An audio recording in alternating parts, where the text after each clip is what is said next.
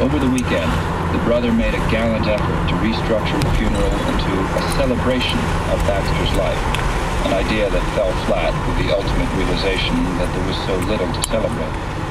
The brother yielded to the rector, who led them through the standard rituals of remembering someone whom he, the rector, had never met.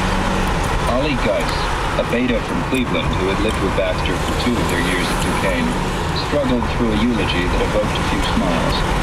Of the 8 surviving members of their pledge class, 7 were present. There was also a respectable showing from Old Pittsburgh, some childhood friends and those required to attend because they came from the upper crust.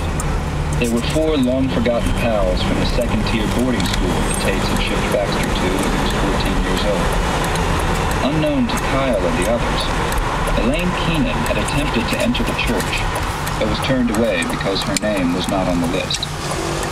No one from Hollywood made it to the funeral. Not a single soul from L.A. Baxter's C-list agent sent flowers. A former female roommate emailed the rector a brief eulogy that she insisted be read by someone in attendance. She was on the set and couldn't get away. Her eulogy made references to the Buddha and Tibet and was not well received in Pittsburgh. The rector tossed it without a word to the family. Brother Manny managed to talk his way into the church, but only after Joey Bernardo convinced the family that Baxter had spoken highly of his pastor in Reno. The family, along with all the other mourners, eyed Brother Manny with some suspicion. He wore his standard white uniform, baggy bleached dungarees and flowing shirt tail, and layered it with a garment that was probably a robe of some variety, but looked more like a white bedsheet. His only concession to the solemnity of the occasion was a black leather beret that adorned his tumbling gray locks and gave him an odd resemblance to an aging Che Guevara. He wept throughout the service, shedding more tears than the rest of the hidebound and stoic collection combined. Kyle shed no tears, though he was deeply saddened by such a wasted life. As he stood next to the grave and stared at the oak casket, he was unable to dwell on the good times they had shared. He was too consumed with the raging internal debate over what he should have done differently. In particular, should he have told Baxter about the video, about Benny and the boys, about everything? If he had done so, would Baxter have appreciated the danger and behaved differently? Maybe not. In his zeal to clean up his past, Baxter might have gone nuts if he knew he'd actually been filmed doing whatever he did to Elaine. He might have confessed under oath and said to hell with everybody else. It was impossible to predict, because Baxter was not thinking rationally. And it was impossible to second-guess now, because Kyle did not foresee the extent of the danger.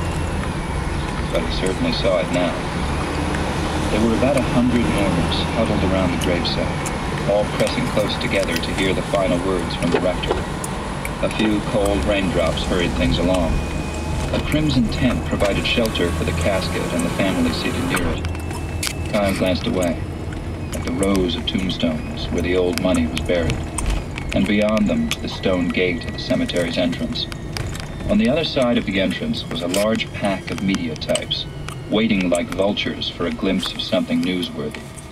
Ready with cameras, lights, and microphones, they had been kept away from the church by the police and private guards, but they had dogged the procession like kids at a parade, and now they were desperate for a shot of the casket, or the mother collapsing as she said goodbye. Somewhere in their midst was at least one of Benny's boys, maybe 2 or 3. Kyle wondered if they had a camera, not for a shot of the casket, but to record which of Baxter's friends had bothered to attend. Useless information, really, but then so much of what they did made no sense. They knew how to kill, though. There was little doubt about that.